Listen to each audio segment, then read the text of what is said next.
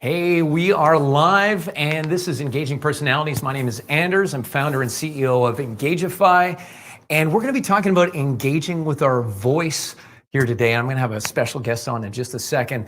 If you are, well, it doesn't even matter what you do, really. I think we all use our voice, in our different interactions, and I think we often neglect our voice. And so if you're in sales or marketing or what have you, if you're having especially customer facing interactions, we have to think a little bit more about our voice. And especially in today's, virtual world, we got to do more to be more engaging, because it's so easy to tune out, and we're so fatigued with all the Zoom. So I thought I'd have on this time a professional voice actor, voiceover artist. I know him from the speaking world, and I'd like to welcome to the program Christopher Bauer. Chris. Hey, welcome. Good to be here. Yes, thanks for coming here. I'm having you, I guess I should say.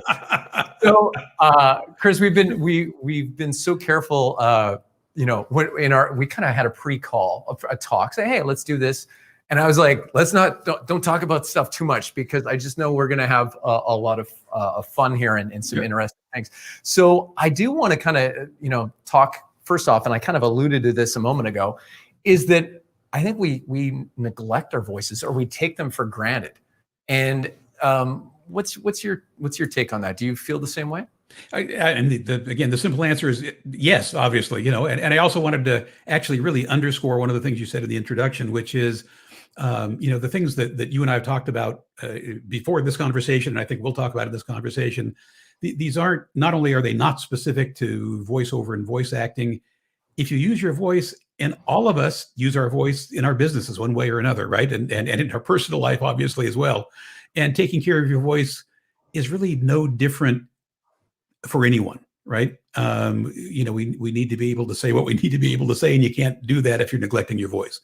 Not only are you not going to be more clear, who wants to live with a sore throat or whatever else comes along with neglecting your voice. So I think this is paying attention to taking care of your voice is important for everyone. Yeah, well, and I think when you said, and I'm thinking, LinkedIn or whatever, right? Like we're business, business focused.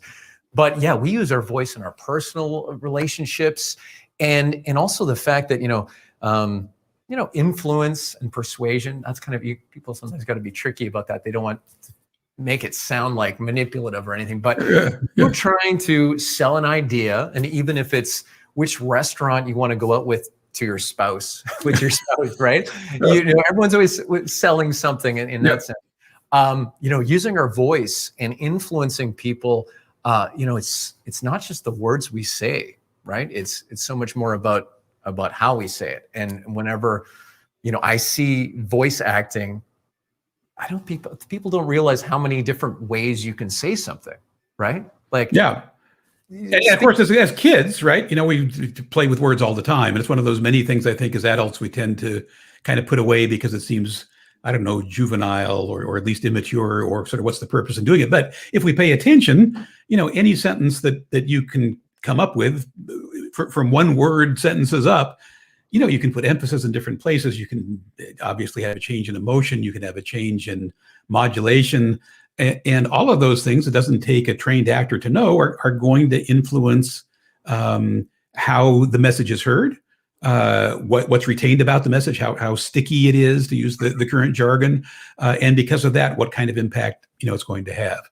And obviously, word choice is huge in that. But once you get past the word choice, then it all has to do with your delivery. And some of that is tone, some of that is tempo, some of that is where you put the word emphasis, and a lot of it is to what extent it's genuine. Authenticity is always going to be the cornerstone, right? Whether you're a professional speaker or an actor or whatever you do, if you can't believe in what you're saying at some level, certainly, and hopefully at a maximal level, people sense that, right? Yeah. And it's going to be less persuasive. I always forget who said this. I always want to say George Burns, and then someone corrects me and tells me who it was. But there's the old saw about, once you can fake authenticity, you've got it made. Right. Yeah. It sounds like a George Burns thing. It does. It wasn't him, but I can't remember who it was. Anyway, so a part of it is paying attention to tone and emphasis and all that kind of actorly stuff, but a lot of it is and this is obviously not something you want to obsess about doing in everyday conversation, because you need to focus on the conversation. But in terms of putting your message across professionally, in particular, where you have the time to think about it, is what can you really sort of plant your flag into? What is the part of the message? What is the part of the role, the character, however you want to think about it, that really feels like either is you or can be you, because that in and of itself is probably going to be more important than anything else you can do to be persuasive with your message. So just so I understand you, Chris, are you saying like kind of, finding your voice, or finding the you-ness of the message? Is that kind of what you're saying? Yeah. And I think, it's easy to think of that as terribly complicated. And of course, there are lots of ways to make it terribly complicated, but there are also some very simple ways to do that, which is just thinking about, again, what's the nature of the message? Is this something I really do believe in? If not, can I somehow make it something I can believe in? And if not, you're probably not a great person for that message. Unless you're a great actor, and then of course you got to sleep with yourself at night for pitching something that you don't really believe in. That's a conversation for another time. But particularly for everyday business conversations, I think we need to be mindful of as much about what we're saying as how we're saying it, and what do we really feel are the things that we can relate to. What are the things we can stand behind? What are the what are the hills that we're comfortable dying on?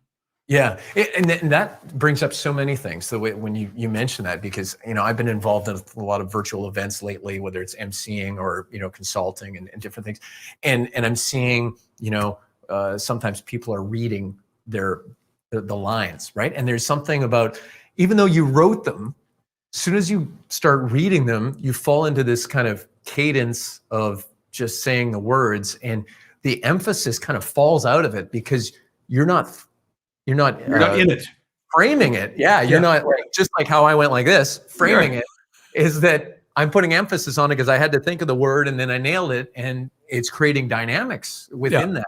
And absolutely.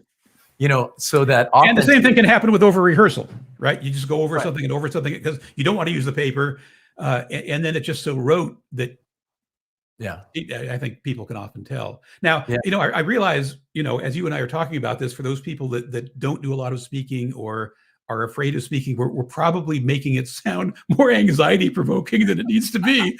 And I think one of the things I want to say, early in this conversation is, if you're sitting there thinking, this is, like, wasn't it bad enough before?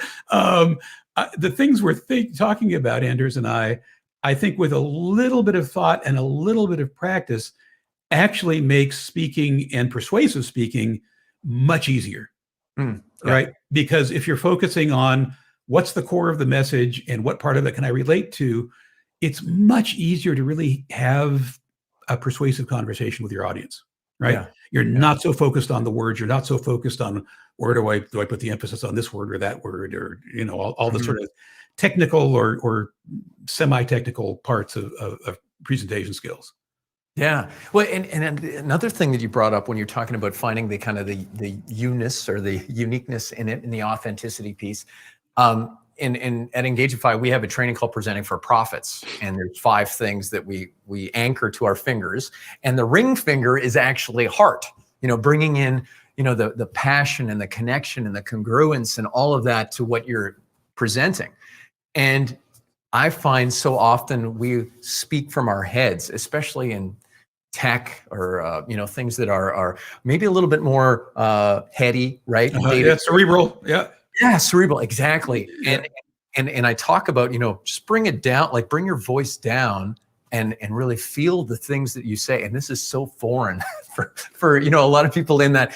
But when I teach that, people go, whoa, that's like, it's like a game changer, because it's kind of like, there's more power behind what you're saying. And I think that's what you're kind of, you have to be fully sold on whatever it is, the product or service it is. Yep. People feel that, right? Yeah. And, and truly being conversational for most kinds of interactions carries more weight. A lot of, traditional sales training, focuses on sort of old school persuasion where, you're pitchy and you're, formidable and all that kind of stuff.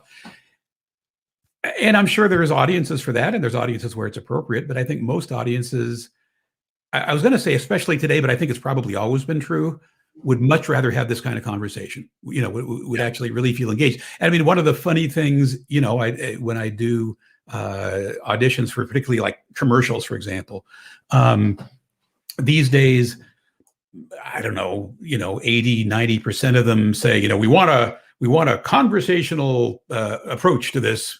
And then you read the script and it's like completely not the way anyone would ever say anything in a conversation. Yeah. And you have to think, well, do you want the script or do you want it conversational? Because it's not going to be both. Well, and the stuff that comes out of marketing and from my experience in trade shows, they say, well, here's our messaging. And it's like, you want me to say that? Like, like without putting people to sleep or whatever. So I always have to act as that filter to kind of like make it relatable, right? Yeah. People just, if you use too many nominalizations, like nominalization, a big word that doesn't really mean much, people. But it sounds good the first time. Yeah, exactly. So I got a question for you. What makes a good sounding voice? Like why do people want to listen to radio DJs, voice actors? What makes it sound good to our ears? Well, I think there's not less than two questions in there. And one is, what do most people expect to hear? And the best answer to that is almost anything but a voice like mine. There's this stereotype that kind of holds up, right, from the old days of, voiceover being, radio. The voice of God, right? The radio voice, the deep, in a world, in a world, exactly, yeah. And there's still, a big, if you have that voice, you can work all day long, right? There's still plenty of call for it. But the second part of the equation.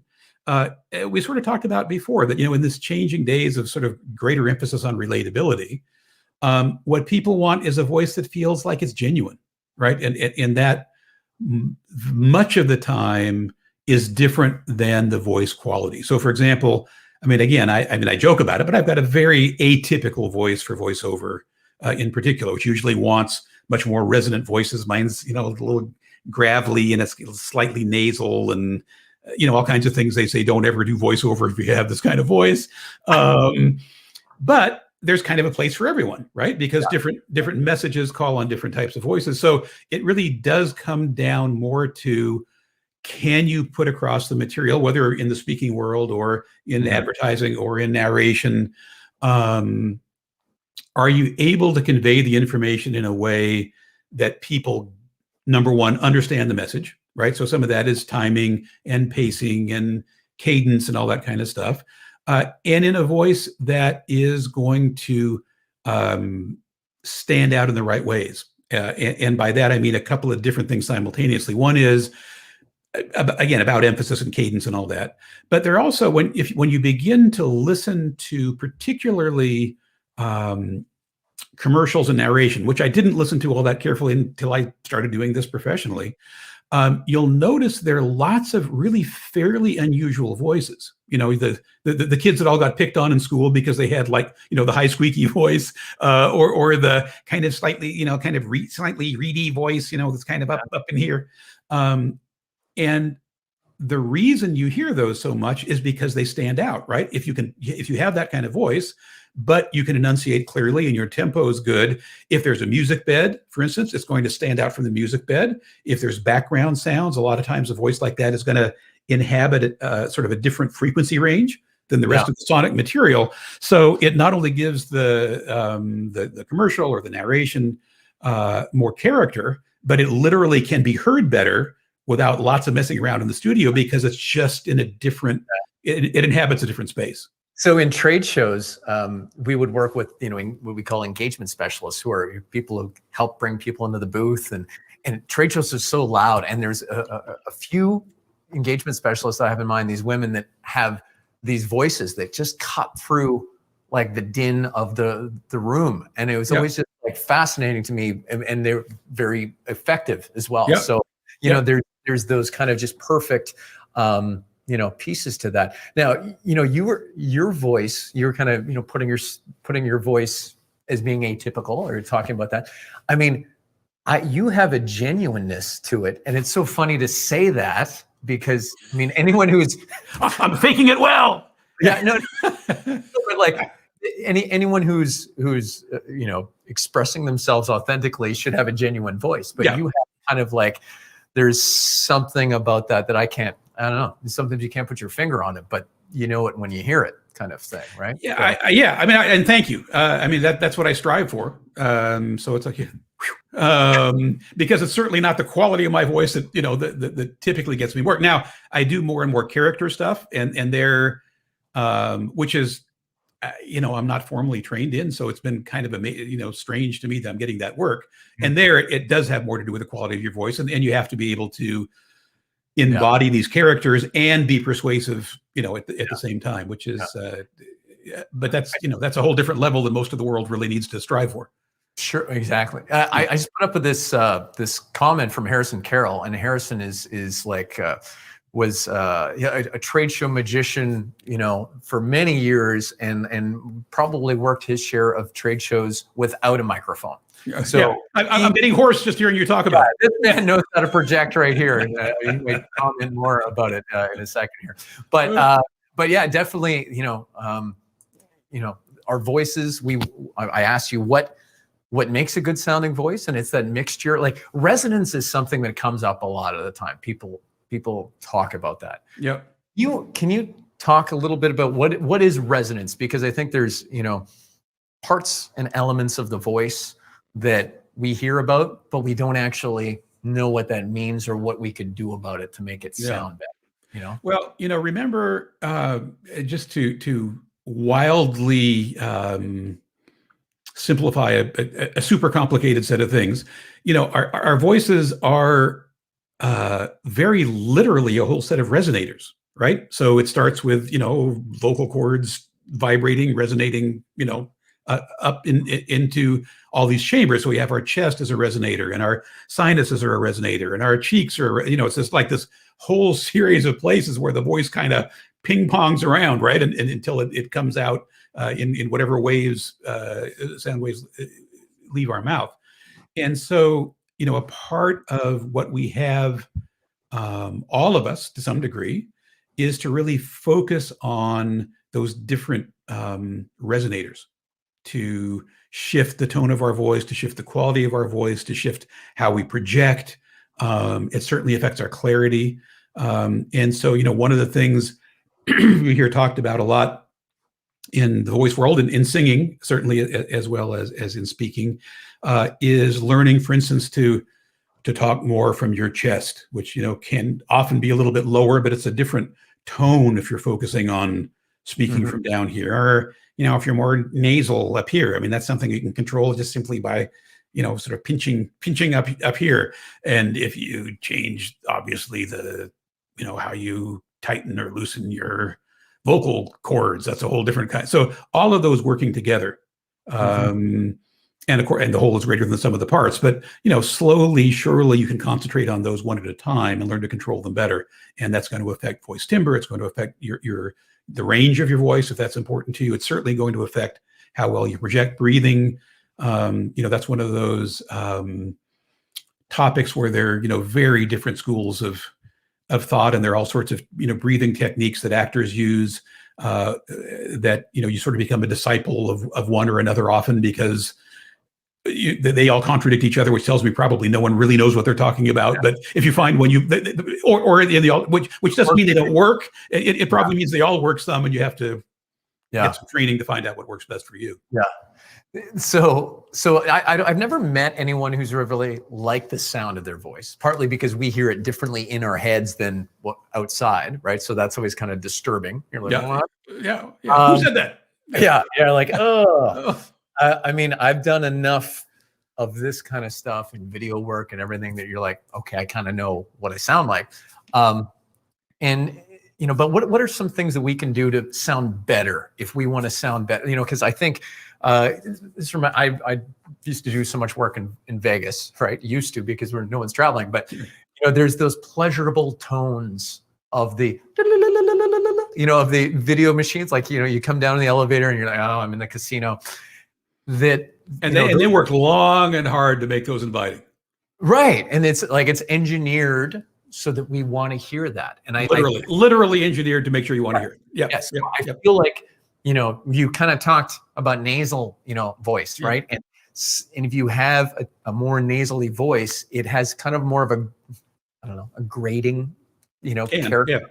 Yeah. And so that's kind of like, we're pushing people away with that, right? Mm-hmm. We want to create more engagement, whether it is virtually, whether it's in person, whether it is however we want to optimize our interactions for sales, for relationships, for whatever it is. Yeah. What can we do to kind of, work on our voice so we can sound better? Yeah. Well, my best answer is probably not terribly satisfying, but it goes back to what you were saying. You're one of those. I'll talk to another expert who will tell me something different, right? Like, yeah. Well, actually, I was going to refer you to other experts, or refer you listeners, watchers, to other experts. And it actually goes back to what you were talking about before about how it is extraordinarily rare for people to like their own voices, especially speaking, but also singing many times. And we can't really, in my experience, be terribly objective about our voices, right? Because most of us are going, oh, turn that off. So my best advice is not to try and do it on your own. Mm-hmm. Find a coach, go to take acting classes, which you can do online these days, improv classes, which are great for any kind of speaking anyway, right? So you sort of kill a couple of birds with the same stone. Yeah. But if you can work with someone that really does have expertise in vocal training, and it's not like you need to put in years or necessarily months unless you choose to, but someone who is not you listening to your voice, who can give you objective feedback on things to try doing, things to stop doing, things to work on controlling more. My guess is that for most people, that is going to be the most efficient, most effective way to develop the kind of voice you're talking about. That makes some sense. And not that we can't do things on our own, but I think our objectivity, if we have any at all about our voices, drops off fast at the end of every word. And of course you can practice with friends as well too. But then there's the problem about, how you make sure it's a good enough friend that you actually trust to say, that really didn't sound very good. And remember that if you're doing that with a friend, they may not really have the background and the information and the knowledge to give you constructive feedback about not just what is it about it that doesn't work, but what can you be doing to change it? Yeah. Right? Which brings me to this question that Tyre just put here. Any suggestion for a male to keep their voice lower when they get excited or nervous? So I'm going to think that, like, from my experience too, is that, when you are nervous, things get tighter, right? And so that voice a relaxation is going to be, I think, part of that. But I want to hear, Chris, your take on it, because I think a lot of people are like that, right? They get into it.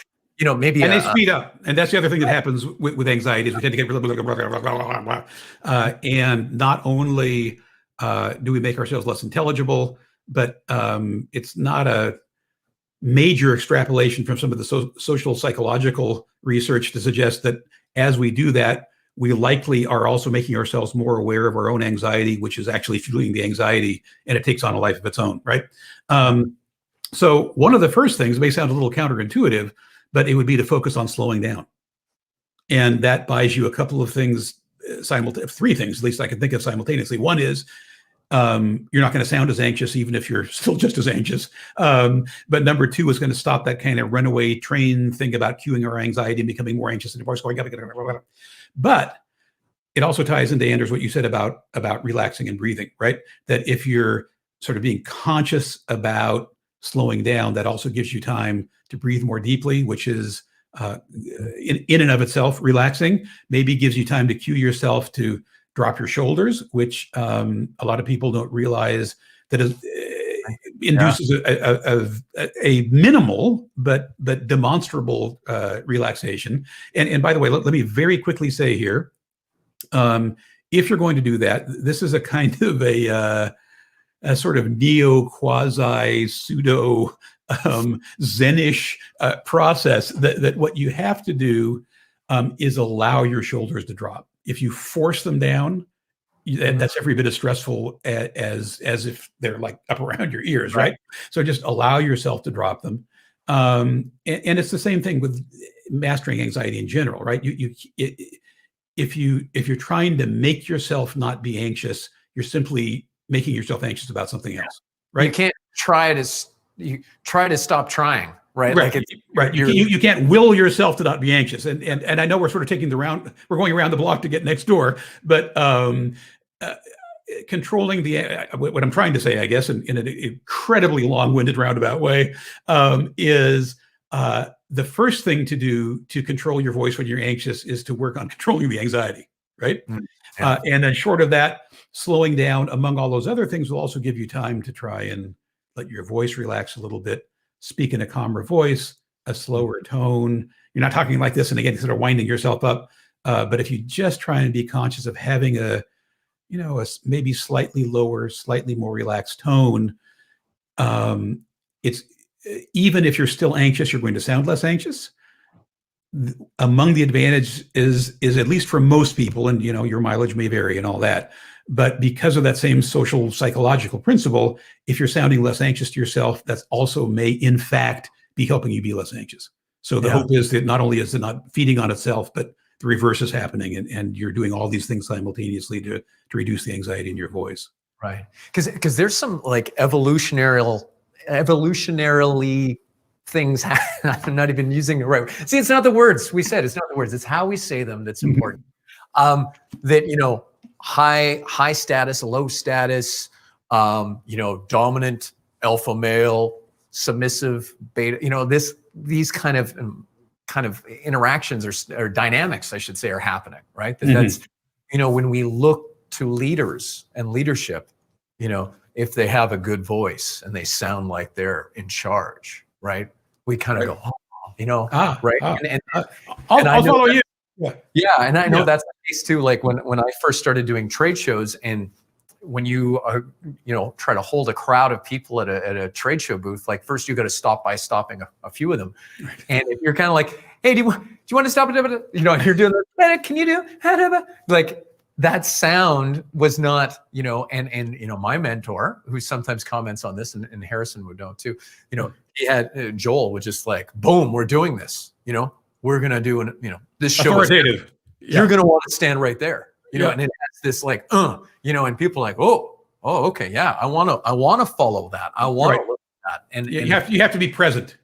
And present, but also just that the ownership of the words you're saying too, right? Like, you know what I mean? Like, you're just like, and again, going back to that authenticity, if you are going up here and like, or you're calling Mr. CEO and you're getting nervous, right? As a salesperson, looking to make calls, you're letting that status work on you, you're doing yourself a disservice because you're actually putting yourself onto them just by going up. Absolutely. And once that happens, they will fulfill your expectations of not paying attention, in which case you will be less confident and you will speak less confidently. And again, yet another thing that, so I mean, what's the old thing about, you never want to say, you don't want to dance with me, do you?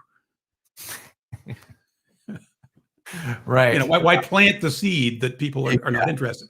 And whether it's a trade show or a sales conversation, again, I mean, I when I say be present, that's probably an oversimplification because that includes all kinds of things. Believing in what you're saying, knowing what you're talking about, and if you don't know everything you're talking about, probably that's okay. Owning what you don't know is, in most situations, is important too. A lot of us are trained to say, just fake it, and man, that's I've just known too many situations where that's backfired terribly. Say what you know, say what you don't know, be authentic.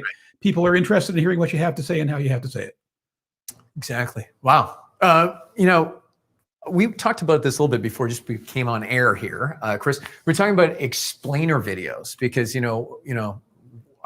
have a lot of salespeople who are connected to me and might watch this, but also marketing people from event side, trade show side of things, and of course messaging, and explainer videos are such a thing now, right? Like, and we were just talking about how whether it's the complexity of what is being sold is so much higher that we need to dumb it down, and do that high level.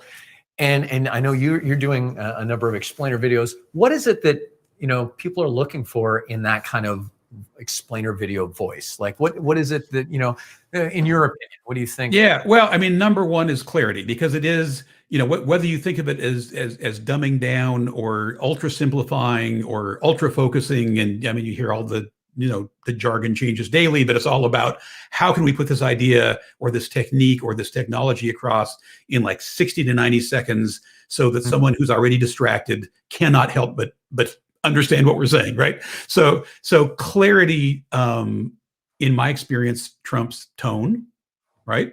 The basic decisions are, do you want it to sound technical because it's going to a largely technical audience, or do you want it to sound more conversational because it's not going primarily to a technical audience? And once you've made that decision, that kind of directs the whole thing. If they want conversational and the script is actually conversational, like we talked about before, those don't necessarily go hand in hand. Then you can have, regardless of what kind of voice you have, sort of a chatty tone. What would, if someone was sitting next to you on the bus and said, well, what is it you're working on? And you said, well, there's this new tool that I'm involved with, and you kind of do this and it does that, and here's how it works. That's, at least when I do them, that's kind of the tone I'm going for, right? And if it's more technical, I'm more likely to number one, go a little bit slower, make sure that I'm focusing as much on the technology as on the verbiage, right? If you're more conversational, it's as much about the tone as the words. With a more technical read, it tends to be a little more, at least when I do them, less conversational sounding, a little more formal sounding. I try not to make them too formal because I think that turns most people off. Well, this is good stuff for people who are maybe doing webinars for their company or whatever, right? Like, because if you were super technical, okay, we got to slow it down so that people understand, but you're trying to keep it a little bit more, like you said, a little bit, it's on point, right? In terms of the words, the verbiage. And then when you had just said before, when you did your kind of like your friendly talking in the bus voice, what came up for me when I heard it was like, it's easy.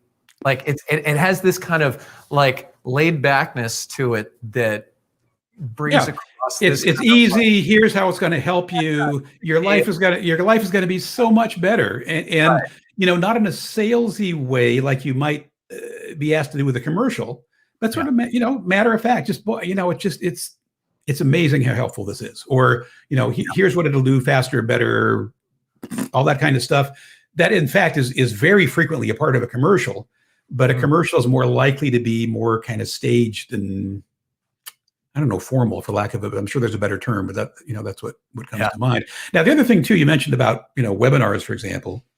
An advantage you have with something like a webinar or an online conversation, like this, any kind of virtual presentation, as opposed to something like an explainer that's going to be sort of set in stone and repeated over and over and over as different people watch it or watch it repeatedly, is for a more technical presentation, you have the opportunity to actually repeat things more. When there's something that maybe, you can talk about it again, right? You can talk about it again. You can bring it back up, or even just again strictly repeat it.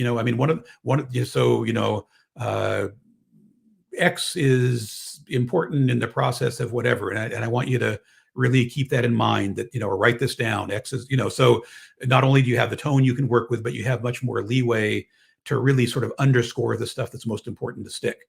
Whereas with something like an explainer, again, you've got 60 to 90 seconds is kind of a long explainer. 2 minutes is the longest I've seen. And you have to make sure that the copy and the tone and the cadence is making it as sticky as it can be. I mean, obviously, along with the animation or illustration, as sticky as it can be just with that one time through, so that people are going to say, oh, yeah, I do know how that works, and I do feel comfortable with it, or I do want to learn more, or I do want to click on the link, or whatever it is that the intention of the explainer happens to be. Yeah. Okay. That's good. I want to put up your website here. So that is, if anyone needs, if anyone's been watching this and like, I like the sound of that guy's voice. Make it sound easy. You can reach out to Chris at this website and get in touch, and you can have your service or product explained professionally by him. And by the way, one of the things that I always feel important to say, I feel like regardless of what business or service we're in, it's sometimes our connections that are as important as what we do. So, if there's voice work that you need, voiceover, voice acting, if I don't have the right voice for it, I'm also happy to help you try and find the right person. So don't be shy to get a hold of me, and I'm happy to help any way that I can. Well, and that's got to be one of those things. It's just like acting as well, right? It's just not right. It's not your fault. yeah, it's not your fault. Absolutely. And one of the things that we talk about a lot with auditioning is, it's easy to get bummed if you do an audition and don't get the job. But really, a failed audition has to do when you don't impress the person that's listening, because it's relatively rare that people only cast one thing, right? You're putting your stuff out there in your demos or auditions, and if they don't use you this time, they might have something for you downstream. Right? Yeah. And that certainly, by the way, is the same for all the people watching this, right? If you're doing a presentation, whether it's formal, if it's informal, if there's a point you're trying to make, some sort of persuasive argument, comment, question, whatever it is, part of the reason it's important to really put it across is because it may not be your only interaction with that person, or your only potential interaction with that person. The more clear you can be, the more engaging you can be, the more, to reuse the same word we've used a bunch in this conversation, the more authentic you can be, the more likely you are to make some kind of a connection, so that even if that particular piece of business you're trying to do isn't what happens, you've created hopefully the foundation for a new relationship or a stronger relationship that is going to lead in one way or another to a more solid connection, and by virtue of that, additional work downstream, whether it's with that individual or that company or through a referral. Yeah, well said, Chris, because at Engagify, our purpose is to rehumanize business through engagement. So, this kind of theme or through line that's throughout this conversation of authenticity. I feel like, and there is that push, there's, it's kind of like the paradigm shift. I've seen this on LinkedIn. People are humanizing, right? Like, like this idea that, like radical. Yeah. What? But the idea that we need to bring more of our own personality and be comfortable with that in business, bring that through, and people are just going to detect that. They're going to feel it. They're going to, with interactions, right? And I would even turn that up in kind of a weird way by saying, bring it even if you're uncomfortable with it, because that's authentic too. Right. And the way to get comfortable, and by this, I'm not talking about fake it till you make it. I'm talking about you being you. Right. Now, that doesn't mean you want to be like crying on a prospect's shoulders. Right. Like that's kind of that piece too, right? That you said, even if you're uncomfortable, it's kind of the vulnerability of it makes it real, right? Makes it absolutely. Well, good. Well, thank you so much for your time. It's been a pleasure having you. I knew that we would have a great conversation. So enjoyed it. Thanks for coming on. And thanks everyone for watching. We'll see you next time. See ya.